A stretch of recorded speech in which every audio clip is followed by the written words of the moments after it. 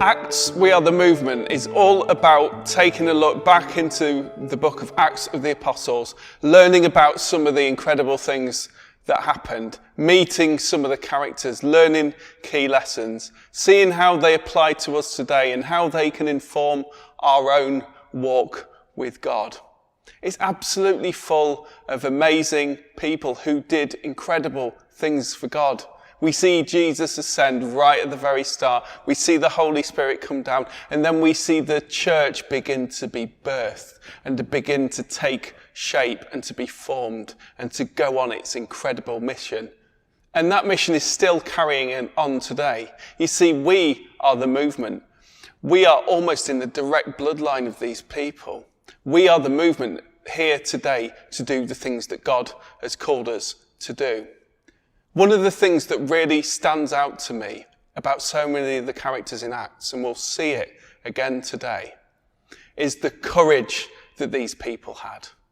Even in the face of difficulty, adversity, persecution, whatever it may be, God would so often come and strengthen them and embolden them and empower them so that they could discover who God had created them to be and help other people to discover that as well. I want to encourage you, as we dive in today, stand tall, have a faith and a trust in God, in what He's spoken into your life, and all the incredible things that you will see in all the days that are ahead of you. We're the movement. It's all up to us, with God's help and His power, to see incredible things for His glory in our lifetime. Today we're going to be looking at Acts chapter 22, verse 30, and then we're going to go right through to the very end of Acts 23. And so much of it really just concerns the latest part of the Apostle Paul's journey. Today we'll see him before the Sanhedrin. We'll see a plot to kill him. And then we'll see his transfer about 50 miles north to Governor Felix at Caesarea. All of Acts really has Paul now as the main character. So let's dive right in at Acts 22, verse 30. The commander wanted to find out exactly why Paul was being accused by the Jews. So the next day, he released him and ordered the chief priests and all the members of the Sanhedrin to assemble. Then he brought Paul and had him stand before them. It seems at this point that Paul is no longer bound, and he would actually be free to go had the Sanhedrin not decided to detain him and question him. Who were the Sanhedrin? Well, they were like a council of the chief priests. They would have been mainly Sadducees, but by this point in the story, there would have been a few Pharisees among their number. They were like the ruling body of the Jews. And even though the Jewish court and the Roman Empire didn't always have easy relations, the Jewish court of the Sanhedrin was actually quite respected by the Romans, so much so that if the Romans wanted to hand out any kind of capital punishment to anyone, then it had to be approved by the Sanhedrin before it could take place. The first real bit of Acts 23 we're going to go into goes from verses 1 to 11. And maybe you want to pause the video for a second and read that bit through. Paul makes a statement in Acts 23 verse 1. And what happens after that is that the high priest Ananias orders for him to be struck in the mouth. And Paul is like, "You whitewashed wall, how dare you do that?" So whitewashed wall, as you can maybe imagine, he was saying, "You're a complete hypocrite for doing that. Your law should say you shouldn't do that to me." And there's quite a parallel here between the reaction that Paul has to a religious ruler and the one that Jesus had in his time. Jesus, as I'm sure you know, was never slow to rock the religious boat if he felt that he needed to. In fact, if you read this in John 18:22-23, you will see quite a similar moment to the one that I've just described with Paul. It says this: "When Jesus said this, one of the officials nearby slapped him in the face. 'Is this the way you answer the high priest?' he demanded." You see, Paul's been struck in the mouth just in the way that Jesus was struck in the mouth. But it's quite interesting to note that Paul's reaction is quite hot-headed. "You whitewashed wall, how dare you do this to me?" Whereas Jesus' reaction, despite what would have been quite painful and quite embarrassing and insulting, isn't hot-headed at all. Why was this? Why did Paul, this self-proclaimed Pharisee of Pharisees, not seem to recognize the high priest at all? And if he did recognize him, why would he insult him in such a way? Even if he genuinely thought, well, maybe he had a point in smacking me in the mouth. Why would he call him a whitewashed wall? Well, if you note in the account here that Dr. Luke gives us, Paul's actually quite apologetic after the incident. He's kind of like, well, sorry I didn't see you there. And so we've got to ask ourselves the question, this is a little bit strange. This doesn't seem to marry up. Paul was so angry, and then he makes this seemingly profuse apology. The experts are quite split as to exactly why this might be the case. There are a few different potential answers. Firstly, it could be that there was a real clamour of voices. It could have been that a number of people were raising their voices, and then Paul sees himself struck in the mouth. It might have been that he didn't see who hit him or realise that this came on the orders of the chief priest. It could also have been that this was a more informal gathering of the Sanhedrin. Imagine going into court and a judge not being robed up, but just wearing a suit. You might not, unless you're quite savvy, know exactly which one the judge is. And it could have been that the high priest here wasn't actually robed up. And so Paul might not have realised exactly who the high priest was. But I think most experts would actually say that the most likely thing is that Paul by this point had quite poor eyesight and couldn't quite see who struck him in the mouth and wasn't quite perhaps aware of who the high priest there was. Whatever the exact precise reason was, Paul, like Jesus, wasn't reticent in accusing the religious elite of hypocrisy when he felt it was deemed necessary. So after this has happened, Paul is eventually acquitted, not found guilty of having done anything wrong. But like before, he can't move on just by himself. It's not like he can walk out the doors and carry on a free man. It's quite clear that he's going to need what we might call today a police escort. He can't just go out because a crowd would most likely want to injure him, if not kill him completely. Passionate responses were taking place, and we see a little bit later on exactly why there was real wisdom in making sure that he was given an escort to keep him safe before he continued his journey. But before that, we come to something quite outstanding in Acts 23, verse 11. After 2 days of real ordeal, not to mention plenty of discouragements, thinking about the beatings, the opposition he would have faced over his ministry, Paul, despite being this brave man, this bold man, full of courage, he must have been downcast. He must have needed someone just to come and give him some kind of encouragement. I wonder whether Paul was thinking, will I ever make it back to Jerusalem? And even more than that, will I ever make it to Rome? You see, Paul felt he had this destiny to go to Rome, but he must have been thinking, well, I can't even go out into the street without fearing for my life. How am I ever going to get to Jerusalem, let alone Rome? What then happens? Acts 23, verse 11.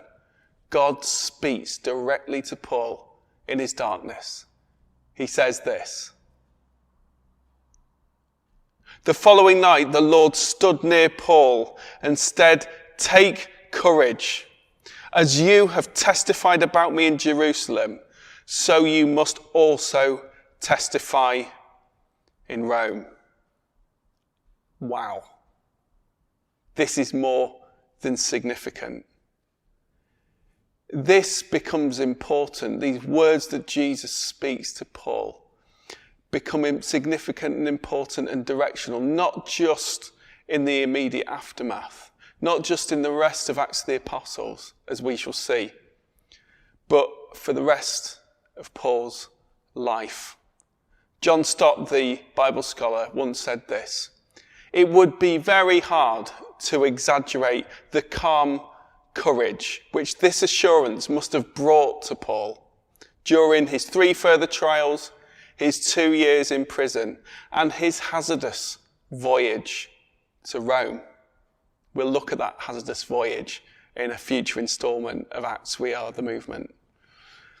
What we're talking about, what happened here, is that God himself has spoken directly to Paul right in the situation he was in. And I believe this is something that is taking place in our world even today. God so often speaks to people. He often speaks to people through other people. He can speak prophetically. Sometimes he can speak directly to you. And prophecy is always given to encourage, to exhort, to uphold the truth, to help people, to give people courage, to help them move forward, often into difficult situations, to direct them, often when they're faced with a number of potential options. I hate to imagine what might have come of Paul had he not been strengthened by God in this moment. It's so important that the church today has prophetic voices so that we can understand God's heart, his direction, so that we can get encouragement and a voice from God in a world, in a church that really needs him. Now we come to a twist in the tale. We're going to read together Acts 23, 12 to 22. "The next morning, some Jews formed a conspiracy and bound themselves with an oath not to eat or drink until they had killed Paul. More than 40 men were involved in this plot. They went to the chief priests and to the elders and said, 'We have taken a solemn oath not to eat anything until we have killed Paul. Now then, you and the Sanhedrin petition the commander to bring him before you on the pretext of wanting more accurate information about this case. We are ready to kill him before he gets here.' But when the son of Paul's sister heard this plot, he went into the barracks and told Paul. Then Paul called one of the centurions and said, 'Take this young man to the commander. He has something to tell him.' So he took him to the commander. The centurion said, 'Paul, the prisoner, sent for me and asked me to bring this young man to you because he has something to tell you.' The commander took the young man by the hand, drew him aside and asked, 'What is it you want to tell me?' He said, 'Some Jews have agreed to ask you to bring Paul before the Sanhedrin tomorrow on the pretext of wanting more accurate information about him. Don't give in to them, because more than 40 of them are waiting in ambush for him. They have taken an oath not to eat or drink until they have killed him. They are ready now, waiting for your consent to their request.' The commander dismissed the young man with this warning: 'Don't tell anyone that you have reported this to me.'" So we see the forming of an ambush. We see a plot to kill the Apostle Paul. Just think back to the fact that God has only just spoken directly into Paul's life, telling him to take heart and to have courage. "You're going to testify about me in Rome." How apt is it? See, God it never ceases to amaze me how God so often speaks and directs us in a situation. and comes to strengthen us and encourage us right at the moments that we need it the most. Paul might have thought it was going to be difficult enough until he finds out about this ambush, but God has strengthened him, helped to envision him about his future and his destiny. These men take this oath not to eat until they've taken Paul's life and sent him to meet his maker. A trap is set and an ambush seems to be nigh. But look back to this word in Acts 23:11. God is as good as he is in his word in Isaiah 54:17 when he says this. No weapon forged against you will prevail, and you will refute every tongue that accuses you. This is the heritage of the servants of the Lord, and this is their vindication for me, declares the Lord. No weapon formed against Paul can prosper. God is ready to protect him, having strengthened him. And God then uses Paul's nephew to help foil this plot. And Paul, the servant of God on his mission, is protected. I think this in itself, just this episode, gives so much credence to the belief that Paul's journeys were not just strategic, but they were also empowered by God and directed by God himself. If you read all the accounts of Paul and all of his letters, you will see that he faced so much danger. He faced wounding, he faced hunger and thirst and a lack of provision. He faced nakedness and cold. But ultimately his life was spared because God was protecting him and God had a mission and a direction for himself. He was saved, kept safe on more than one occasion from mortal danger. The point I'm trying to make is that human plans simply cannot stop or fail or divert the plans of God. When God is intent on doing something, he will accomplish it. Grace, serious grace, is afforded to Paul in this situation. It's surely providential and has come from God, and he's able to continue in his journey. We now come to the final part of Acts 23. We see this in verses 23 to 35, our final part. We see this huge detachment that is sent to accompany Paul. Would have been about half of the garrison was taken to accompany Paul on his journey about 50 miles or so north to Caesarea. Why were this many needed? Well, the word spearman is quite misleading, and it could simply mean that in addition to the others that went with Paul, that there were a number of mounts and some pack animals that went with their number, that surely swelled the number of living beings that were protecting Paul. It's really significant that there were so many different people out there to protect Paul on his journey to Caesarea, to keep him safe, to spare his life.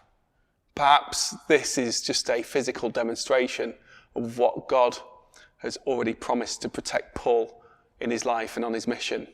Paul's sent about 50 miles north to Governor Felix in Caesarea. Caesarea was the provincial capital of Judea. And who was this man, Felix, the governor? Well, he ruled for about 7 to 8 years from AD 52. And he was actually quite known for being ruthless in ending Jewish uprisings, which we know this was something that the Roman Empire was quite keen on quelling. So it's quite interesting that Paul was sent to Governor Felix to look at his case. Governor Felix was Judea's procurator, and he was actually also a freedman, which means, if you remember from previous episodes, he was actually previously a slave who was freed from his bond of slavery. But it's quite interesting when we think about the fact that although Governor Felix ended up assuming quite a high office, there was something of his slavery that never left him. The historian Tacitus said that Felix exercised the power of a king with the mind of a slave. I wonder what that looked like.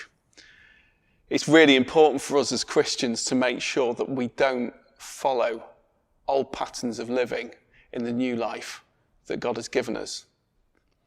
The Roman commander writes a letter that accompanies Paul so that when he arrived in Caesarea and was presented to Felix, Felix will be able to understand exactly why Paul was there. Let's read it together, Acts 23, 25 to 30.